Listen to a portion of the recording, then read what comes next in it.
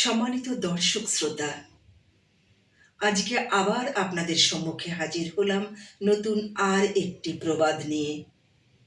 প্রবাদটি হলো, বড় বড়লা হইছে হীন, ঘাংড়া চাটার হইছে দিন। তাহলে বন্ধুরা, চলুন শোনা যাক এর মূল বিশ্লেষণ। প্রথম শোনায় প্রবাদটি কৌতুক মনে হলেও এর অন্তর্নিহিত বক্তব্য অত্যন্ত তীক্ষ্ণ এবং সমাজ সমালোচক। আচ্ছা, আমরা যদি শব্দতাত্ত্বিক বিশ্লেষণ করি তাহলে কি পাই একটু দেখি। বড় বড়লা অর্থ যারা সমাজের সম্মানিত, জ্ঞানী, অভিজ্ঞ কিংবা প্রভাবশালী ব্যক্তি। আর হীন, হীন শব্দের অর্থ মর্যাদাহীন, গুরুত্বহীন বা উপেক্ষিত হয়ে পড়া।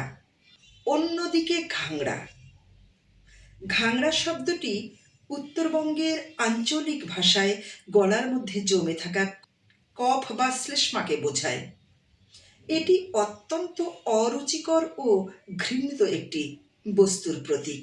সেই সূত্রে ঘাংড়া চাটা কোনো বাস্তব আচরণের বর্ণনা নয়, বরং এটি একটি শক্তিশালী রূপক।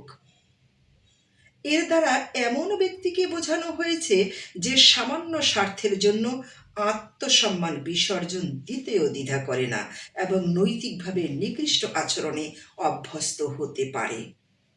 আসুন, ৬০-৭০ এর দশকে সমাজ সংস্কৃতিতে প্রবাদটির মূল বক্তব্য কী ছিল।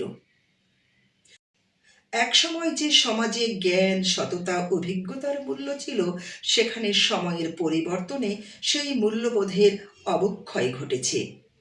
সম্মানিত মানুষের মর্যাদা কমে গিয়ে সুযোগ সন্ধানী, তোষামদকারী কিংবা নৈতিকভাবে অধঃপতিত ব্যক্তিরাই প্রভাবশালী হয়ে উঠেছে। গ্রামীণ সমাজে প্রবীণরা যখন দেখতেন যে প্রকৃত যোগ্য মানুষ উপেক্ষিত হচ্ছেন, অথচ অসৎ বা চাটুকর ব্যক্তিরা সামাজিক বা প্রশাসনিক সুবিধা ভোগ করছেন, তখন আক্ষেপের সুরে এই প্রবাদগুলোই ব্যবহার করতেন।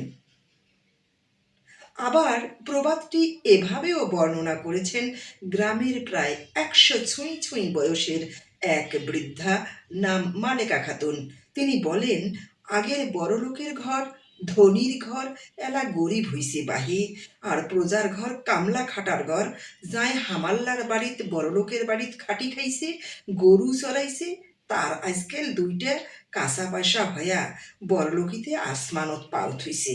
সমাজত এত উঁচা কথা কয়, না জানি ওর বাপদাদো কোন জমিদার আছিল, অথচ আইজও ওমার গার বগলত চাপায় না যায় গন্ধের তকনে। হয় বাহে, বড় বড়লা হইছে হীন, ঘাংড়া চাটার ঘরে হইছে দিন। এদিকে ভাষাতাত্ত্বিক যদি বিশ্লেষণ করা যায় তাহলে আমরা কি পাই।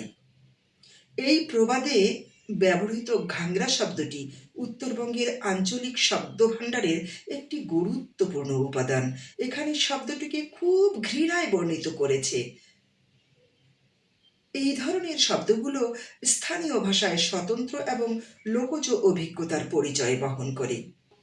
একই সঙ্গে এটি প্রমাণ করে যে লোকপ্রবাদ দৈনন্দিন জীবনের অত্যন্ত সাধারণ উপাদান হলেও এর গভীরতা বেশ মারাত্মক। পরিশেষে এইটুকু বলা যেতেই পারে, প্রবাদটি কেবল একটি ব্যঙ্গোক্তিই নয়, শুধু এটি উত্তরবঙ্গের লোকসমাজে নৈতিক অবক্ষয়, যোগ্যতার অবমূল্যায়ন এবং সামাজিক মূল্যবোধের পরিবর্তনের বিরুদ্ধে উচ্চারিত একটি প্রতিবাদী ভাষ্য। আঞ্চলিক শব্দ, তীক্ষ্ণ রূপক এবং সমাজ সমালোচনার সমন্বয়ে এই প্রবাদ উত্তরবঙ্গের লোক সাহিত্যের একটি মূল্যবান দলিল। যারা এতক্ষণ আমাকে শুনছিলেন, ধন্যবাদ সকলকে। ভালো থাকবেন, ভালো রাখবেন।